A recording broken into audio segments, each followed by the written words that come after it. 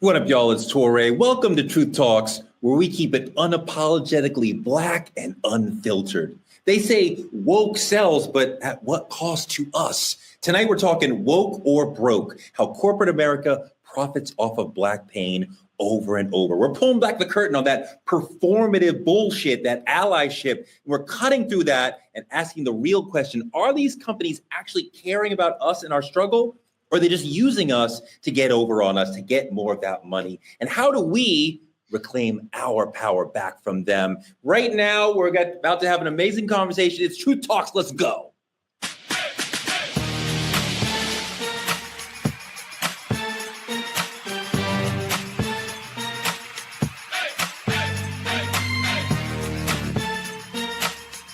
Are y'all ready to roll? Let's go. All right, Truth Tellers, it's another episode of Truth Talks, here to blow your mind and make you think about things that you have not ever thought of before. Returning our favorite guest, Lauren Lake. Judge Lauren Lake is here. How are you? I'm well. Happy to be here. Happy to be here and fully prepared for the apocalypse. Also fully prepared for the apocalypse, Dr. Jamal Bryant.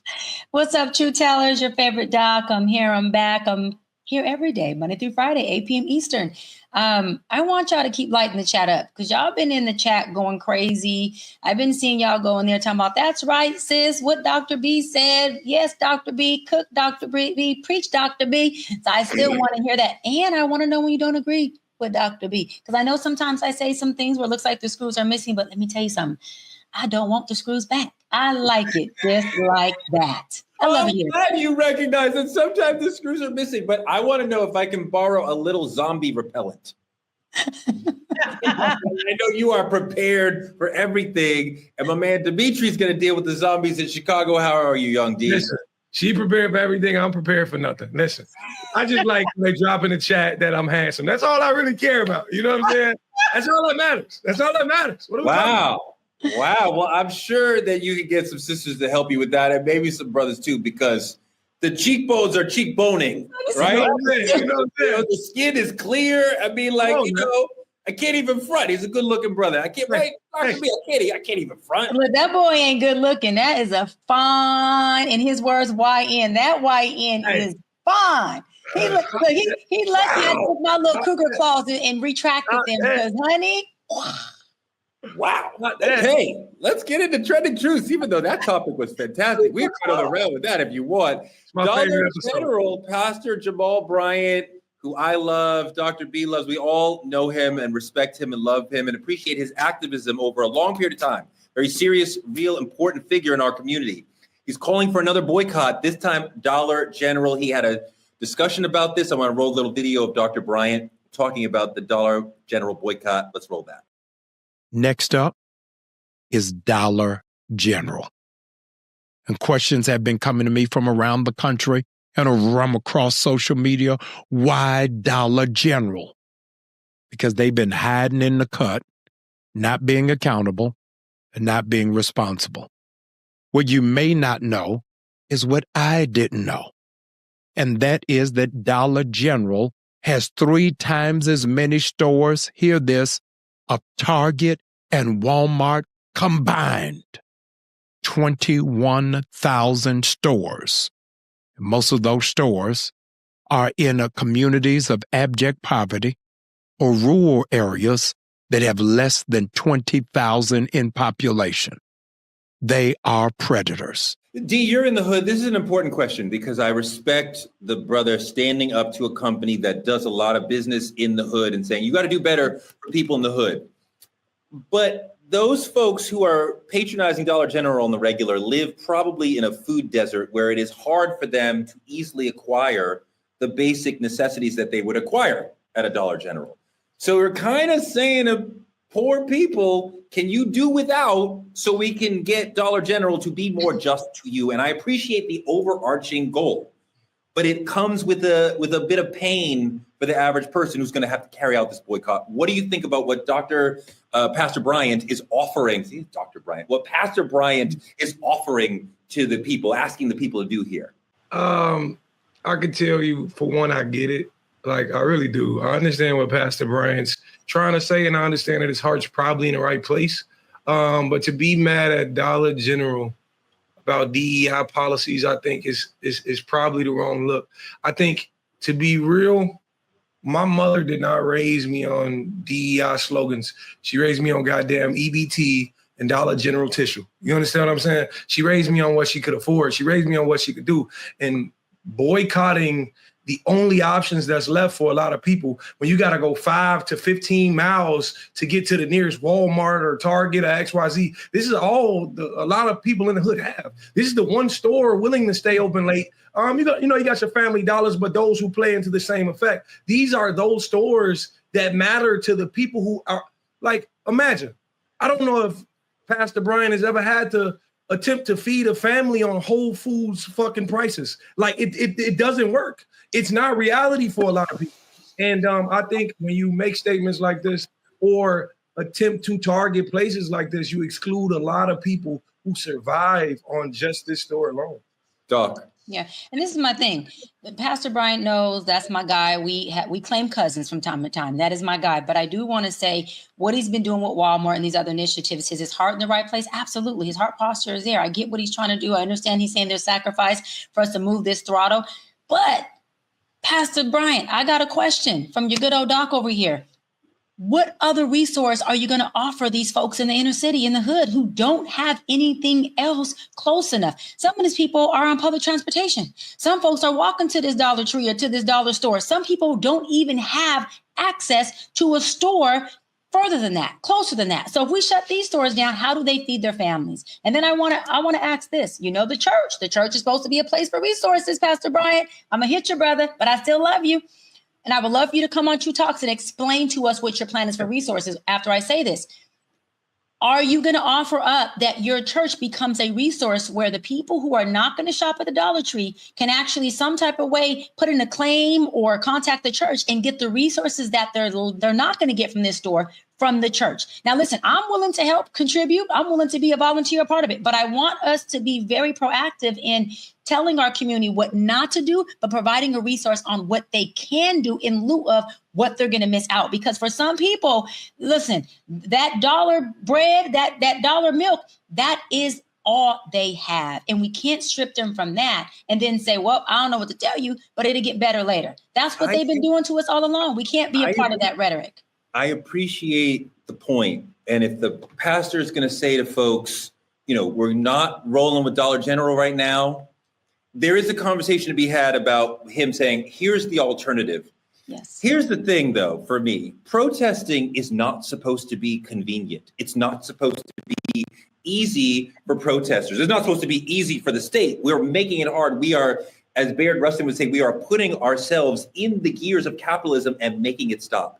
When Dr. King was doing the Montgomery bus boycott, people walked to work every day for over a year. And it is easier for me to sit here and say that than it is to actually do that. But sometimes we have to take extreme measures to show the corporations we can live without you and we can be more powerful than you. And that will make them. And when I see, okay, well, these people will be without such and such, that's Dollar General's fault, right? I don't blame the protesters for what happened to them. If Dollar General comes correct, then they will go back to serving the community. Lauren, as long as Dollar General is not serving the community, then we have to protest them and deal with whatever consequences.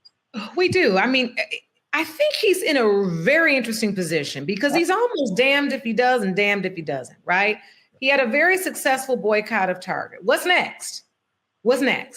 Where are we going with this movement? There's no store where it's going to be, best case scenario versus worst. He has to choose a place. I also did hear him say a little bit further along in that speech that he does understand that these stores are in areas that are considered food deserts, where if people in those communities must shop there, he completely understands that, which is why he also brought up the digital boycott factor, where he wants people to send emails. He wants people to even write letters. He wants people to make phone calls making demands. I think what he's trying to do is keep the momentum going from Target, where we are putting companies on notice that if you don't value us, we won't value you. And so maybe in those food deserts where people still must go, right? Of course, go. We're not going to have you starving over no boycott of Dollar General. However, in the communities where you do have options, maybe choose another option. Now, this is where it gets tricky for me. What's the option? So everybody's saying all the time, okay, so now we ain't going to Target, everybody going to Walmart. But I thought we had a problem with them. And then everybody says, well, now we're not doing that, so we order them from Amazon. Do we have a problem with them? I feel like there's this, we don't have a large scale blueprint of where this is going and how. And no, we can't do everywhere at once. I do understand that. But I think we do need to understand how this blueprint flows so people can kind of have the big picture of what we're doing. And more importantly, how we move as a culture to then combat it's almost like our tie to these larger corporate, like what could we be doing as a people to where we always don't have to go there? Now we've got some places online. I've seen those where there's all Black owned businesses. There's just a lot of questions that I think are going unanswered. However, I believe if he stops, he'll be criticized more than if he keeps going and just tries to find the best case scenario to continue. I absolutely understand what you're saying. And I'm not saying he should not be holding Dollar General accountable. I think that's fine and dandy. But when you look at corporations like Target, a lot of those are outside of the hood. See, there's a difference between holding a company accountable and holding the hood hostage at the same time. They can't really align. If you're gonna shut it down, cool. But this is for, Pastor Bryant. Listen, if you're gonna do that, you gotta come to the hood. You gotta do some food drives. You gotta give free shuttles to people going for better grocery stores, like single mothers to vouchers for single mothers, who can't dive into the political aspect of it because they too busy worried about feeding their families. Like, I get it. I get what you're trying to do, and I get what you've done. I seen the way it worked for Target. You said don't go to Target. I wasn't in Target. But if you tell me that the only way I know how to get to where I'm going is through CTA bus, that's Chicago Transit in Chicago. If you tell me I can no longer take that, what do you want me to do to get to where I'm supposed to be for my family? I need answers. I need solutions, not emails. And this is where community leaders are supposed to commune. This is where leaders are supposed to come together and not be divided. This is where Black Lives Matter no longer has a problem with NAACP and vice versa. This is where church pastors and bishops and congregations come together to congregate, to figure out a plan of action. This is where people say, wait a minute, we are going to have a plan. And we're also going to have an issue and concern. I understand Torrey saying that, look at, protesting and doing these things comes with a little pain, but we are in a place where we have leadership, enough churches, enough folks who can come together and say, okay, we are going to do this call of action for our community, but we're also going to provide this plan of action for our community. We cannot leave our people hanging because then we are doing nothing different than the oppressor. We cannot tell our folks there's a problem. I'm going to give you a bone, go fetch. But we ain't going to tell you exactly how to fetch, what to do, or where to go, and how you can thrive in your community. It's just not fair. Again, does he have a right heart posture? Hell yeah. Do I love what he's doing? Yes. But lastly to my point, before I can land, who are the stores and the folks that we can partner with that will offer these vouchers, that will offer grocery credits? Because there has been time in our community that we have boycotted many stores in the Los Angeles area as NAACP. We partnered up with 99 Cent Store. We partnered up with stores. We have a Big Lots for us out here that say, yeah, we're donate $100 gift cards to the folks at the college that you're the vice president of Dr. Bryant. We're donate grocery gift cards to the people who are in the projects that you're telling them to stay away from, or that certain stores are not catering to. You have to first put plans into action before you go tell people what action you want them to take, especially a marginalized community that's despaired and they don't have a thriving plan. They are surviving. We can't make it heavier for them. We got to go in there and help them out. That's just what you do. And if you got to be boots to the ground, like Demetri said, show the fuck up. Show the fuck up as a person and say, look, I'm Pastor Bryant. I'm Dr. Bryant. I'm Judge Lauren. What do y'all need from us?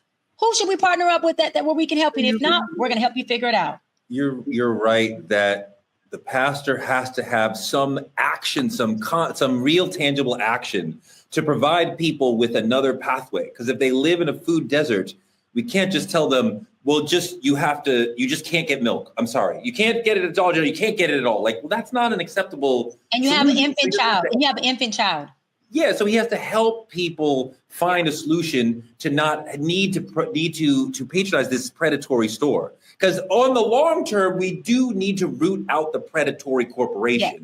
But what is the day-to-day action you're allowing the people? And like there is a big difference between Dr. King saying, okay, well, you're going to walk to work versus, well, we cannot access milk. Like we do need milk or bread or what have you. So we can't just tell people, well, just walk and get that. Like you can, but you can't. So I need the pastor to at least maybe come on here and tell us a little bit more about how he's going to effectuate this. And if you're in the comments and you have ideas on what those folks in that community can do and who they can turn to for resources so they can boycott Dollar General, please let them know. Please let us know, and we'll share with them, and we'll put it all in our. And I want to push really quick for people to, because Judge Lauren, you said this in one of our episodes. Push for people to build a relationship with their local officials. Everything, listen, your local officials could do more for you than your state Congress, senator, or the president locally. Build a relationship with them. We had our local councilman, Tim McOsker, give us buses to bus the kids that were in the projects out to different basketball games, football games. We had an exposure program.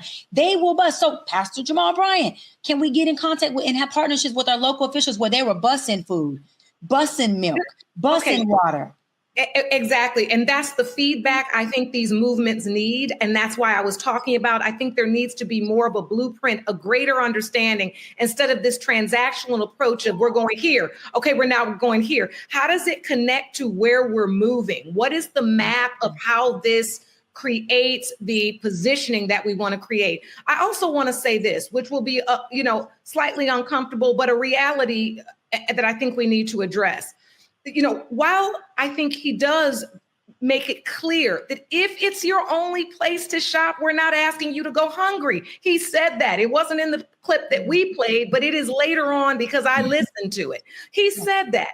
I do want to talk about the way in which our leaders today, they model and they are rooted in such wealth and excess that's almost not relatable.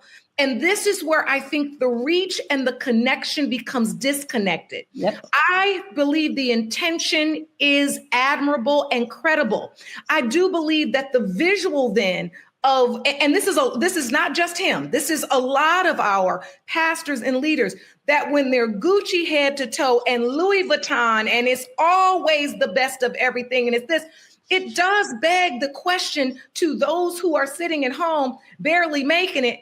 How many more hoops, we got to go jump through while you still out and every day on your stories, you and your wife are living your limitless life.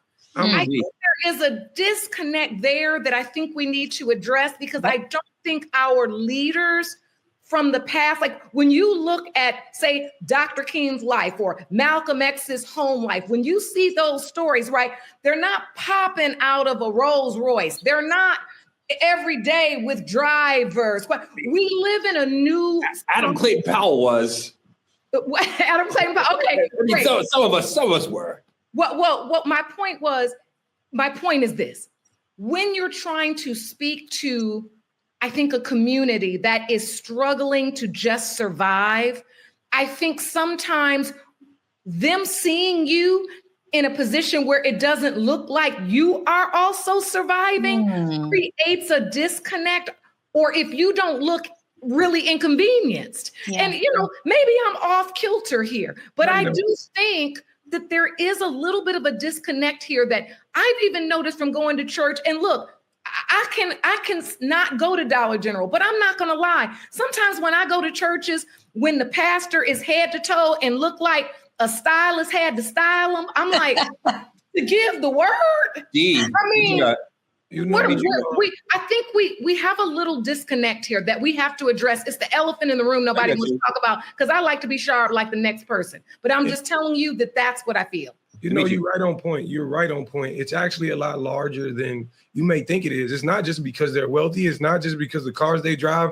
It can be as simply as that man having his legs folded in that video. I don't trust him because his mannerisms ain't even like mine. I've never seen him where I'm from. I swear to God. That's He's real. a serious activist, but we know him. He's a serious activist. He is in the community, and that's he's a very fine. serious But person. if you looking at the mental state of a young black man in the hood, his mannerisms ain't like mine. His If you words were in ain't like mine. Baltimore, you would be like, I know him. He's touched my life. Yeah, but Torre, he's saying something different. He's saying he Y'all may not know hear him, but me. he's not You're not related to hearing him. me, Torre. I don't trust what I'm unfamiliar with. This man can be using words too large for my vocabulary and make him not trust him. This is the mindset of people in the hood. So you want me to trust the fact that boycotting a store where I know the clerk, but I don't know you is what I'm supposed to do. That's the disconnect. That's the problem. It's not just about what they wearing or it's the fact that you're speaking on something, saying you want to help a place you've never been to. I've never seen you. And that's the largest disconnect there is. But I want to ask y'all a question though.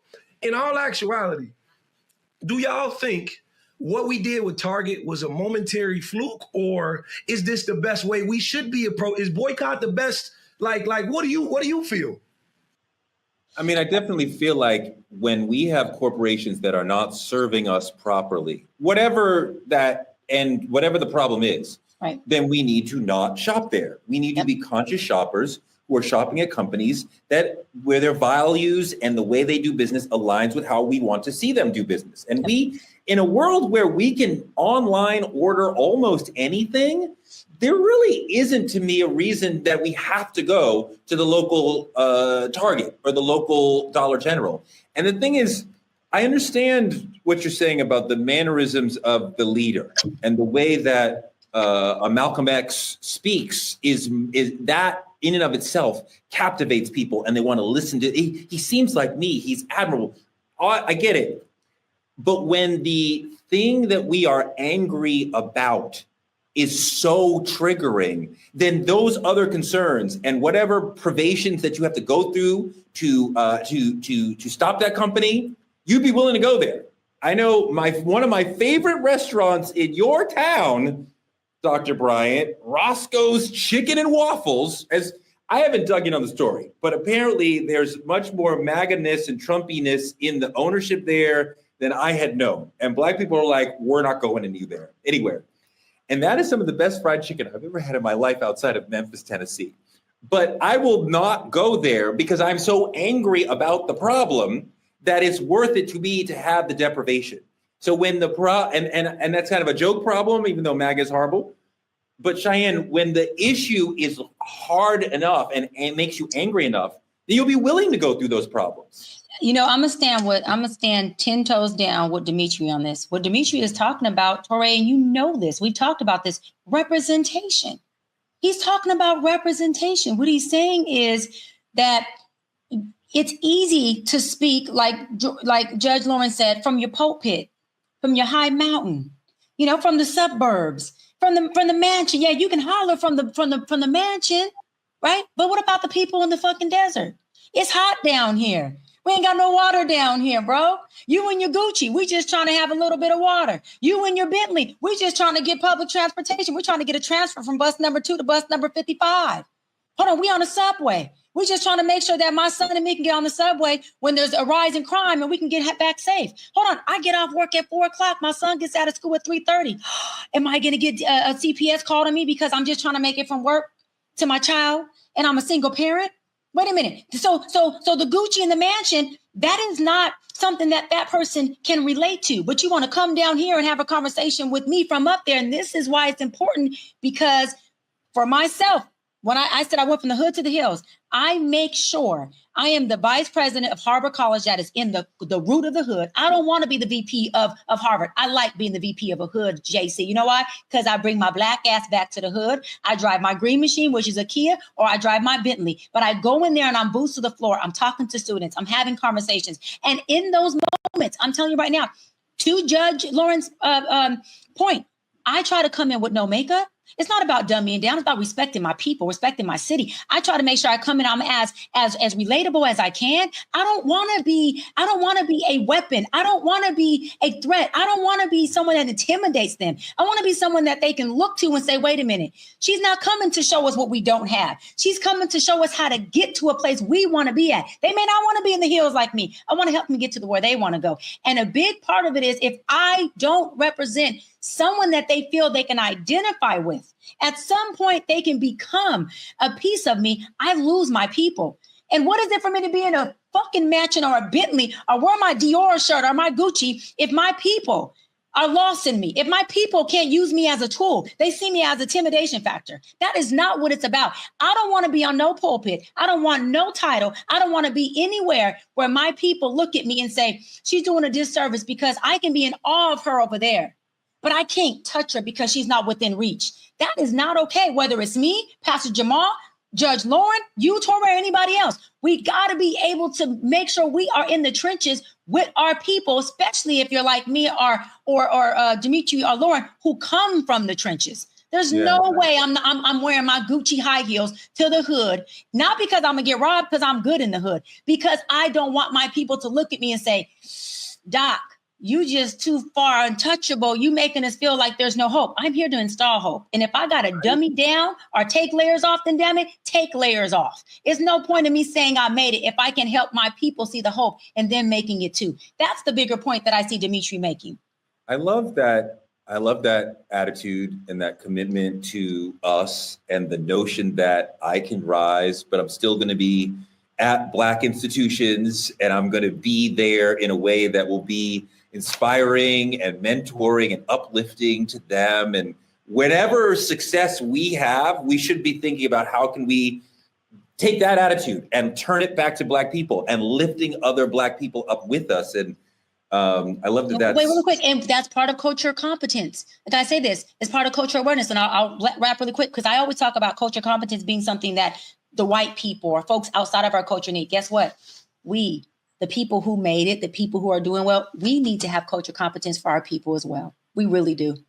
I think that the attitude is really inspiring and important. And, as part of what we were talking about when Deion Sanders left Jackson State for Colorado, like you could be at Jackson State helping Black kids who are not able to get the level of coaching that you're able to get. And it's not anti-Deion. I love Deion, but just the attitude of take your success, academic, economic, whatever, and bring it back to Black people and never be so above Black people that you're not bringing your gifts back to them. Like I appreciate that attitude. And I think that's how we all should take our success and really try to pay it forward in that way.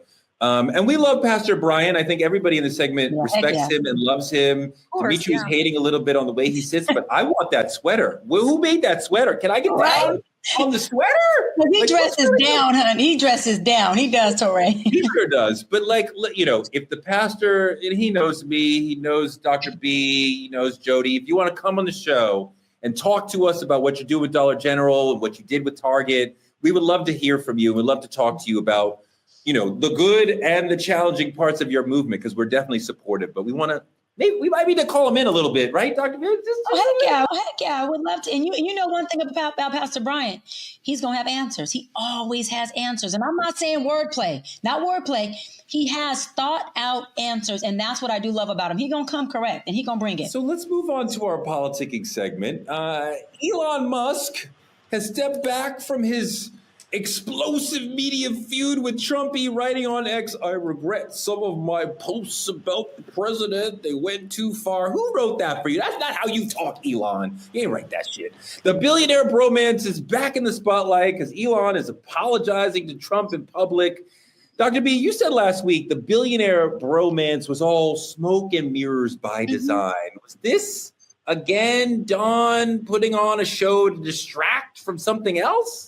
Listen, I said that this was role play from the beginning. These two men were not having a real problem. This is what happened. Elon came in and he didn't personally, his companies, i.e. him, got contracts, governmental contracts.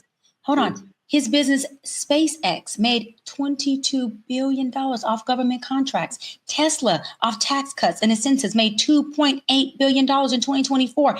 Collectively, to date, Elon has made between $38 and $48 billion for having a bromance with his BFF, Big T. So when he comes in, gets his contracts, gets his money, guess what? He can't just walk off stage and say thank you. He has to say this, Torre, you know what? Screw you. I'm the reason why you got in office. I got a problem with you, Torre. Oh, Torre, clap back at me. So we can make it look as though we had this issue for me to be able to dodge out after I got my bread, I got my bag, and then we can throw people off with the whole reason why we were in relationship. To me, it's no different than a man who got money and a woman who was gold digging. That's exactly how it looked like. The gold digger came in, she got what she got, and we call the guy with the money, I guess, the trick tricked off, gold digger got her coins, and now they got to figure out a reason for this relationship to end. That's exactly why I said it was role play. Yeah, Lauren, I'm not sure I agree with the doc. I think you have two combustible, highly egoed out people who are prone to say all kinds of things. Trump and Elon both seem to have personality problems where they'll say things that are self-destructive to themselves. And I think Elon got to a point where he was like, I understand that you are not doing the right thing. And I could see where a gigantic pork-filled bill would eventually blow Elon's mind when his whole project has been to go in the other direction. And he said something that, given his wealth privilege, he would be willing to say, and Trump would find offensive. And so now they're fighting. But it's all like when you have the two biggest egos in the country, of course, eventually everybody who is around Trump starts fighting with him within about 3 to 4 months. Most people do not last any length. And Elon was by far the most famous person who'd been in Trump's orbit for the longest. So I'm like, eventually this is going to end. Lauren, what do you think?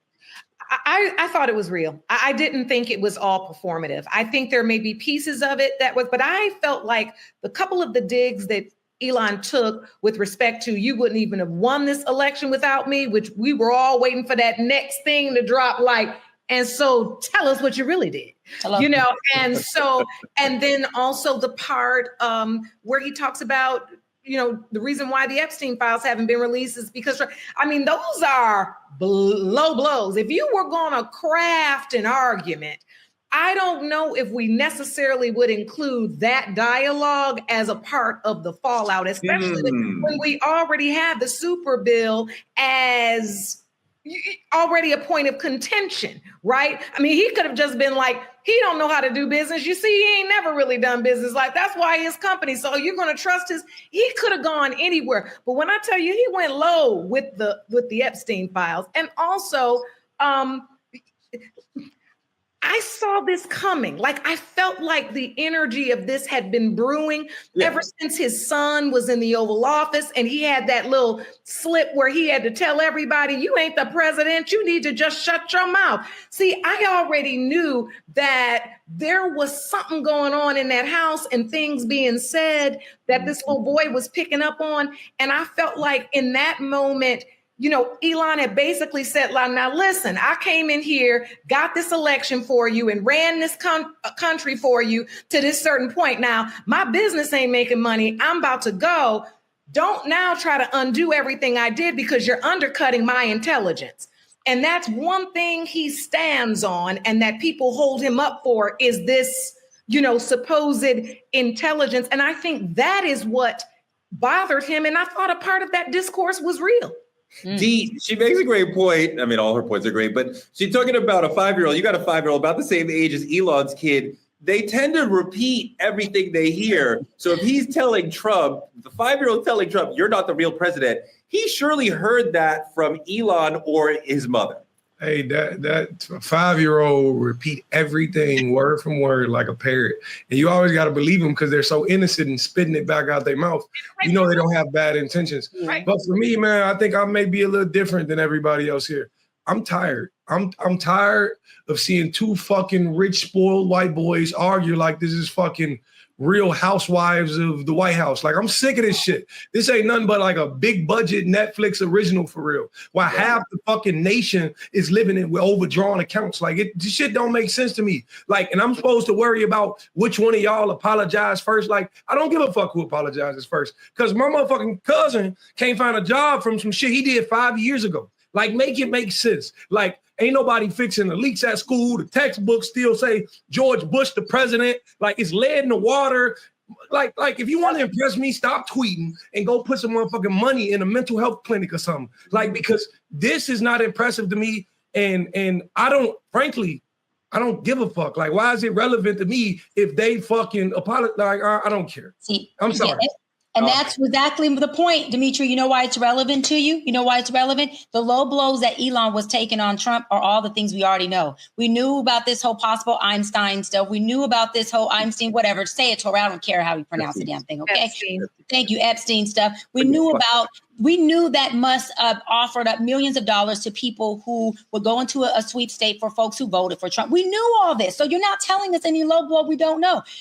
The reason why it's so important that it's your business, Dimitri, and everyone else's, that this apology happens and all this chaos, and it's not behind the curtain conversations like all the other government contract conversations they had that were behind the curtain, but let's have the argument be on the stage, is because they had to create this fancy for whatever they're doing. When you're talking about power, money, rich, spoiled, and white, supremacist, systemic, these boys is big boys. They in the big dog part. They're not stupid. They've been strategizing this stuff all freaking along. They strategized to get him in office. They're now strategizing to have these fallouts in front of us like spoiled rich white boys would do, so that they can take the narrative, feed us what they want, and we can feast off their bullshit. This is BS. This is about money and power. When that white boy, who happens to be from South Africa, Musk, got in there, got his dough, got his bread, him and Trump were not done having strategic plans and think tanks. Them boys is still planning stuff for the future. They're not done. Power and money and ego and narcissist does not have an ending point. They want us to see this because this is a part of their strategy to say, oh, they got into it. Look at them. No, don't deflect us from what the hell you really doing. Don't deflect us from this money move you're making. Don't deflect us from the strategy that you're attempting to do. No, we see what's going on. At least some of us do. That's some bullshit. I'm calling you out. You ain't had no argument. This is your tactic. This is your planning strategy. Do they have to make up a diversion? They doing everything in front of our face. Why? I mean, no, like really, keep it real. That probably about 5 years ago, I would have said this is all deflection and diversion. I'm talking about what these people have exhibited is that we will do this in front of your face and there's nothing we can do. Why does Trump need to create a diversion to send the National Guard and send troops? He's doing what he want to do. Ain't nobody stopping him. That's all I'm trying to figure out. He doesn't have to create diversion. They don't even have to talk in private rooms. They doing what they want to do right in their face, and ain't a check and balance gonna stop them. That's what they're saying to the American people. No, that's 100% right. And what is happening in LA is not a distraction. The sending of the military is the point. And the attempt to say, look what I can do, and can you do anything about it? No. That is the point. He's not distracting from something else. That is what he's aiming to do. It's not just the point, Teray, it's the plan. Exactly. But we're going to get deeper into that. We're going to get deeper to that in another episode because LA is hugely important to us in our community. Yeah. But I want to talk about something a little bit deeper in our main topic. How does corporate America profit off of Black pain? From Black Lives Matter statements to Juneteenth sales to DEI, corporate America is constantly cashing in on our struggle. Are they truly for us, or are they just about profits? Were all the so-called DEI initiatives really performative allyship? And did we get caught up in the illusion of diversity again? Black people have always been a commodity since we got on this land. Now they're using our resilience, our pain, our tears, our history to monetize our culture for their profit. Dimitri, when I see like Black Lives Matter hit, and brands and companies want in on the movement, and they're releasing statements, changing logos, changing old brands and stuff, telling us they stand with the Black community. And it sounds good, but 5 years later, you're like, were they really trying to be woke? Were they really trying to show that they truly care about us? Or were they just trying to make a dollar off of Black pain? You know, the thing about it is it's PR. It feels good because it's safe. It don't cost them shit. It don't cost you a dime. It don't cost you a meeting. It don't cost you a contract. It don't cost you a brick in a neighborhood. Nothing at all. So the thing about it is, I know if I can get the major consumers on my side to believe you everything in Chicago had a BLM fucking logo on it. I'm talking about pet stores. Corporations wouldn't even hire that same black motherfucker they was trying to appeal to. Like, so to me, of course they're going to take the safest option. Of course, the police department, everybody did it. But when it's time to actually care about the neighborhood that BLM represents, nobody gives a fuck. Lauren, what do you think? I'm thinking. No, really, because Dimitri makes such a great point. And look, there's a part of me that wants to believe that the absolute shock and trauma that the nation, the world witnessed spoke to the hearts of some, right? That this movement was rooted in some goodwill. However, I know instinctively, intellectually, it was about profit at the end of the day. I mean, the people selling the shirts, most of them weren't like Black people making money off of all of these shirts and clothes and things. But then you look at the flip side and say, well, those DEI efforts did bring a lot of Black brands into spaces where they weren't at the time. And if for just that 3 to 5 year time, those brands got that lift, got that exposure, how do we capitalize on that? I think the answer is murky. I don't think there's a black or a white to it. I do think there's very much gray to live in here, because I think while they did profit, if we're being completely honest, there were some Black brands and companies that got their start and a birth there where they were able to profit as well. On our pain, yes, but also because of some progress. I don't expect profiteers to do anything that would damage their ability to profit, right? I would always expect them to try to make the most amount of money. And I wonder if this question can be answered with, the answer is both, that they did this because they wanted to make money. And they saw, if you're Burger King or Amazon or whatever, if you reference Black Lives Matter, if you reference Black History Month, if you reference George Floyd and these people who mean so much to us, Dr. King, Malcolm X, whatever, I don't know if these corporations are referencing Malcolm, but definitely King, that they will get our attention and we will feel closer to them. Now, they are doing that to make a profit, but inherently, are they not showing us respect? That they are saying, we need to show respect to the totems and the symbols and the things and the people who they respect, and the colors and the flags. We need to show them that we are thinking about them, that we took a moment and said, let's get some Black actors in that ad. Let's put a Black Lives Matter flag in that. Let's show respect to Dr. King or Rosa Parks or whoever. So they are showing us respect in trying to get the profit. I think they're doing both at the same time. What do you think, Doc? No. First of all, there's no respect. Respect would be every time you purchase something that has to do with Black pain, Black progress, or a Black-owned business. In my company, a contribution goes to your choice of a Black organization. A contribution goes to your choice of a Black educational scholarship. A contribution goes to your choice of this, or maybe the store, the corporation themselves can say, hey, we're choosing, Black Lives Matters, NAACP, and help Black young kids go to college type of programs.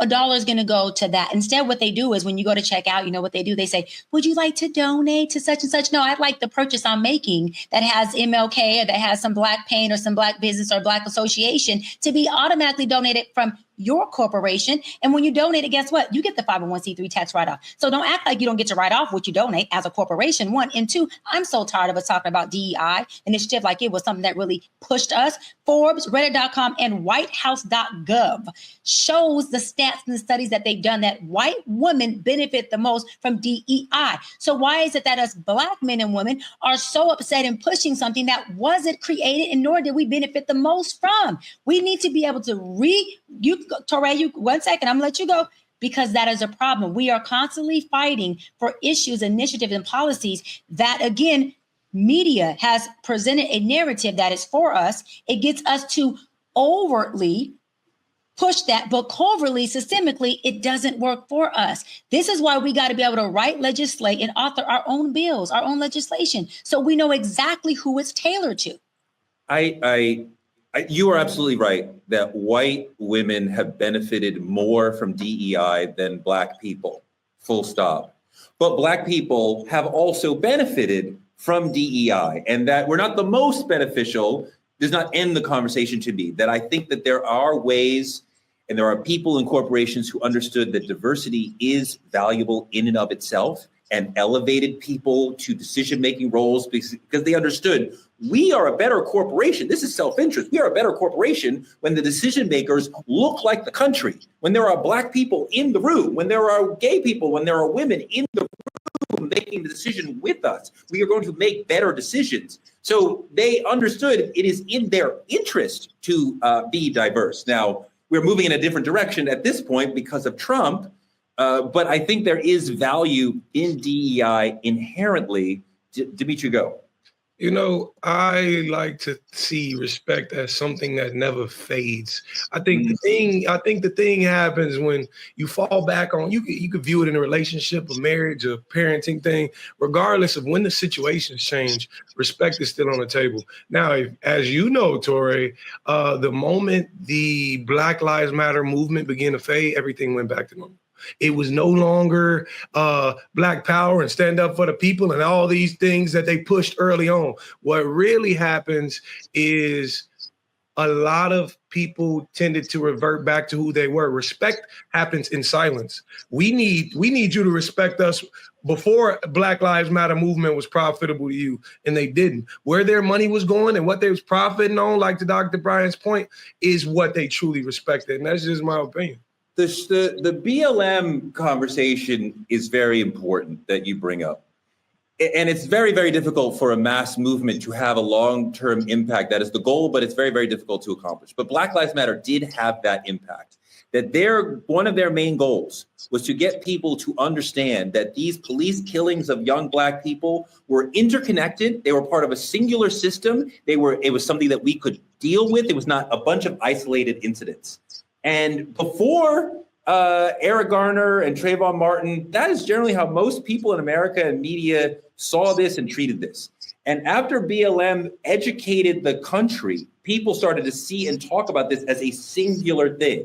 And the body cameras are a good and bad step forward. They're not the end. They don't solve everything, but they do give us something. And that is a lasting legacy of BLM. And there are other smaller things. There's occasionally officers being held accountable, like Derek Chauvin, what have you. There are some things. I don't want to have it say like BLM did nothing. They did accomplish a lot. But I do understand the point of like respect. Real respect would go further than the trend lines of the politics or what's going on in the economy. There is a slightly different way to approach this, however, right? When you think about Costco, right? They had over 7.5 million visits, an increase of 7.5 million visits after my friend, the Reverend Al Sharpton, organized a buy-in, right? So Pastor Bryant was saying, don't go to Dollar General. Reverend Sharpton is saying, let's go and help Costco because they're doing it. Let's roll the video of Reverend Sharpton dealing with Costco.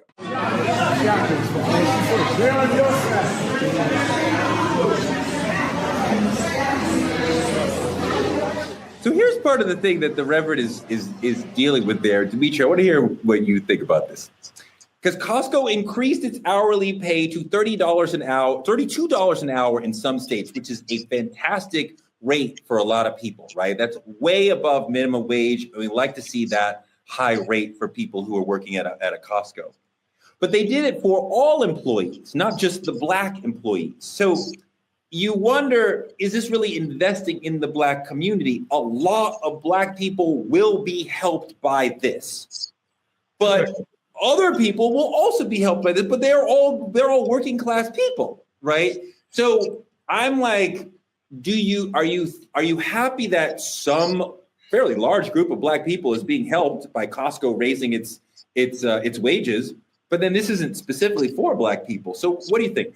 You know, the thing about it is, I think it's exactly what we seen happen with the BLM movement. I'm not saying the BLM movement did not do significant, positive push towards Black culture and Black America. But the thing about it is people begin to take that turn of phrase and saying, well, white lives matter as well. Well, blue lives matter. Well, all lives matter. And to that nature.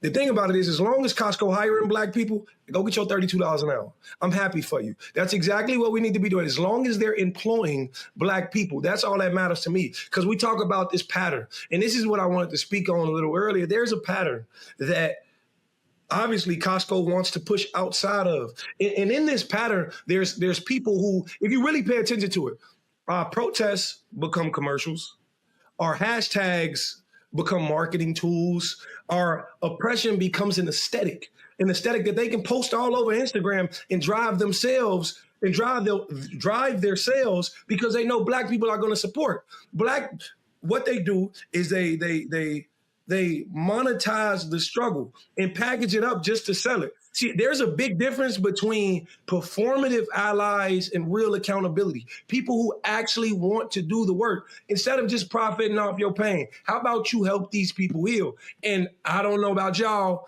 but I might have to go on over to Costco, get my 32, you know what I'm saying? Because this is better than most people. Well, you can't work at night because you got to be here with us on Truth Talks. Lauren, what do you think about this, that Costco does something that helps lots of people, it helps lots of Black people, but doesn't just help Black people? Can we look at that as a success? I don't think we have a choice. You know, and I don't mean to, be the parade rainer, right? But I feel like as you guys were talking, I was just like, the visual I kept getting was hamsters in one of those wheels, the things where the hamsters are running around and then they meet this benchmark and then they go back down. And this system, I think, has Black people sometimes feeling like and operating like we're just hamsters on a system that we don't control. And we're just being moved over to this side of the system. Now we're moving over to this side of the system. And I think we almost have to accept the fact that if we're going to all shop at Costco because we're not shopping at Target, the owners of Costco going to make more money. I mean, 1 + 1 going to be 2 all day, every day. And so, but are more Black people maybe being employed? Yes. Are some of the Black brands that maybe weren't making it at Target now able to maybe debut at Costco for a new debut and those profits, are returned to them? Yes. I think there is good and bad in every scenario. And I think when we're in a system that we don't control, we are never going to be able to ensure that all of the benefit is just segregated to us. We're just not going to be able to do that. And I think that's what I think it's Jamal Bryant was talking about how we did put too much emphasis on DEI in our communities and how it didn't benefit us the way we thought it would. And he just made that point that I think is so important. It's just that we're in a capitalist society. At the end of the day, as much as we want to talk about race, equality, morality, the needle moves in America at green, at money. So, Doc, what is the call to action? How do we get ahead of all the fake allyship or the performative corporate allyship, the T-shirts and the hashtags, but then they're not talking about over-policing and the oppressive system we're in, the real stuff that we're dealing. So how do we break the cycle that we're in with these corporations? Yeah, first of all, BML has done great work. We're not going to give them credit for body cams. Obama had $75 million of federal funds that did that. So I'm going to give that to our great old President Obama who put that in place. Moving forward, somebody, either Judge Lake or Dimitri mentioned media. Media is a multi-billion-dollar industry. They make more money off of our pain on the news, on social media, on all of the media that we are all of us are guilty to watching and participating in at some point, right? Yep. And we don't have enough true talk shows that are controlling the narrative of what media they are going to receive. We are also contributing, and hey, some people may not like this, and I don't care, contributing to the crime that they talk about, contributing to sometimes a lot of folks not being educated on politics. So we're not on a lot of the political networks or media streams providing our representation or our voice. A lot of us who are in leadership positions aren't always taking that leadership position and doing what we're supposed to do with it. And so what does that do? BLM got in a lot of media coverage and media attention for a lot of money expenditure that was not in alignment with what BLM was supposed to do. So what does that do? They covered more of that, y'all, than they did cover all of the things that BLM did do. That got huge media. So what am I saying is that, yes, they're making money off our pain. What do we need to do? We have to take our voices back. We have to take our media back, and not just be on shows, but like our show, True Talks. I am very proud, and I say it all the time, and Jody and Lori knows it, that our True Talks producers and owners are Black and women. They own this media. They own this narrative. They own what we're putting out here. So they're allowing us a space to have a Black voice. We have to start doing that. We have to start making sure we take our Black voices and our Black pain and we take it on our own platforms and we monetize off it. And let me go a little smaller, because some folks don't have the capital like the Gomes family does to, just develop an entire show like True Talks. Guess what? But you can have a social media. I don't care if you have 1 follower or 200 followers. Take your media, put it on your social media, monetize off that. Start somewhere small, but we have to be able to take back our voices and our representation. And we have to be the ones that make money off of our history, our pain, and our future, and our policies and whatever else that we're doing. We can't keep letting them make money off us, because we are not only the biggest consumers. Let me go say this, then I'll wrap on this. Y'all, we've been profitable since the slave days. You know how we know? Because the only motherfucking people who were supposed to sell was us. Wasn't nobody trying to buy, and I'm gonna say, I know it sounds bananas. Wasn't nobody trying to buy them white folks. Wasn't nobody trying to, there was no, Toray, I want you to rebuttal after too. There was no profit. They were making a profit off of us from the beginning of times, from slavery days. They're making a profit off of us today, which is called modern day slavery. It hasn't changed. The only thing that's changed is how they're doing it. And now we do have leverage today that we didn't have back then to take it and do something different with it. And that is what I want us to do at all levels. Dimitri. Question for you, Toray. Could you do me a favor? I know you navigating everything. Could you put that PayPal screen that I had seen back up there a minute ago? Could you work there it is. Thank you, Toray, for doing all you could do for me. I'm gonna ask this question because I know every single viewer, I've always seen things like this throughout my whole life. And if you're anything like me, my first question when I see things like this is, where the money going? Where the money at? Who's benefiting? What neighborhoods is this touching? Listen, I just want to know, you committing it to support Black. I need receipts. I need a transparency report. I need to know where, because $530 million ain't just a drop of a dime. This is wire transfer. These are large amounts of money. Are you actually claiming to help, or is this publicity? Is this you profiting off Black pain again, or are you actually making a difference? All I'm saying is it's about time somebody actually came out and said, look at what I did for Black people, instead of saying, look what I will do, or putting a quote up about it. $500 million. Do I really care what their intention is? That money will have a huge impact on Black businesses. How you know? Do you really love me, or are you just giving me $500 million? Where's the receipt at? Where's the proof? Where's the receipt, Toray? Where's the proof, Toray? Where's the proof? How you know they gave you anything? Toray, run the receipts. They said it, right? I'm not even dealing with that because I'm not in their books. But I'm saying, run the transparency receipts. Run it. If they give me money, that's love. Did they give you money? I don't need a further purity test from them to prove why you're giving me money. You actually love me. What if they say they gave you money? That's a lot. But the reason why they can give it or not get it or give it or put it wherever they want to put it is again back to the fact that we're in a system we don't control. And then who do they report to? Who's the girl on the house? Who's gonna check me, boo? That's what they say. Who's Sheree? That was her line. That's what corporations, they can say anything. but where's the checks and balance? And then that takes us back to Jamal Bryant, because we have to commend him at least for standing in the gap between communities and corporations where they don't ever seem to have a check and balance and somebody to say, no, we're going to check you. We want to know what you're going to do. And I think that's where we at right now. And to your point, Dr. Bryant, the reason why, and I got to say this because truth talks, the reason why we were so profitable is because of our knowledge, intellect, and genius. We were engineers, architects, growers. We were all the things, and it built an entire civilization. That's why we were a profitable people, because we were a talented, gifted, genius people. And that has not changed. What I think is happening, this is where distraction, I think, come. We talked about the word distraction earlier. Mm-hmm. This is the distraction. We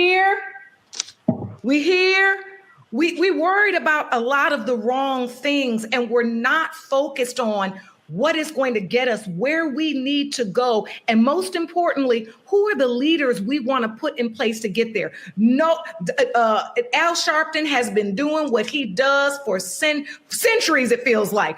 And can't nobody take that away from him. I'm looking for, if I had to name 5, 6, 10 new emerging leaders who are standing in the gap, I'm ashamed to say I couldn't really name 10. No, there's not. There's not. Doc, go ahead. That's all you got. And I just want to say, Dimitri, you on listen, baby boy, you on fire this episode, because you said another word. Don't you bite that lip like that, though. Let me I'm back. You said something really good, transparency report, because there are a lot of funds at the local level that are put aside for the Black community, the minority community. And guess what? It's sitting there. How do I know? Our local officials.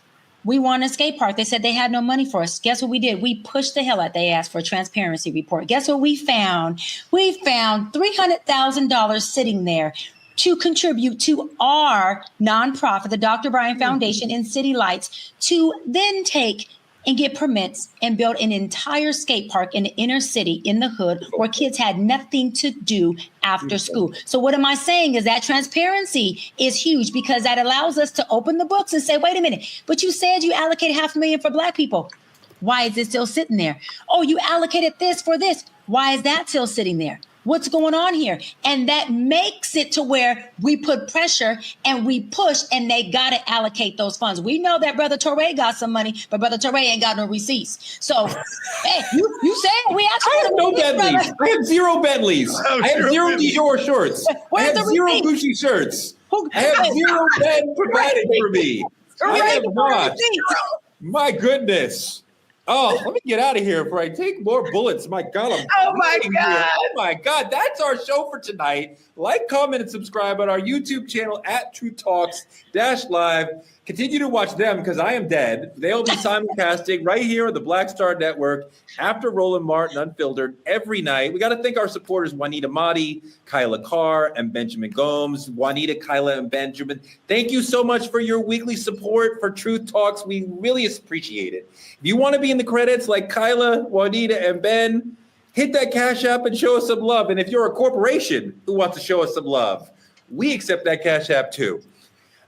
Support Black media at Cash App, Truth Talks Live, or on any of the links on your screen. Support the businesses that support us, like the Playpad in Atlanta, an amazing indoor play and activity center for the kids, for the community.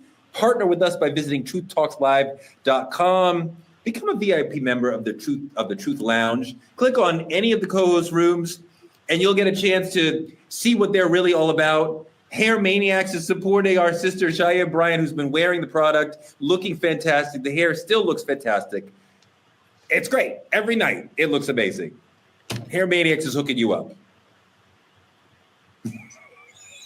There it is. I don't go nowhere without my Hair Maniacs. I don't care what nobody says, honey. I got products of theirs that I put on this hair, and this thing is sewed in. And let me tell you, it is mine. You ain't gonna tell me no. Wait. Judge Lawrence said it's mine, and who gonna check me, boo? It's mine. I would like to see the receipt. Can you? Want the receipt? Black media is under attack, so please tell your friends to support us. Watch the show. Truth Talks is here for you every night, 8 p.m. EST and 8 p.m. PST on the West Coast for Kendrick Lamar fans. Next week, Ebony K. Williams will be here and Ryan Cameron will be sitting in. We will be here every weeknight at 8 p.m. There's Ebony K. Williams. Love her. And we will see you tomorrow. Peace. Good night, y'all. Bye, y'all.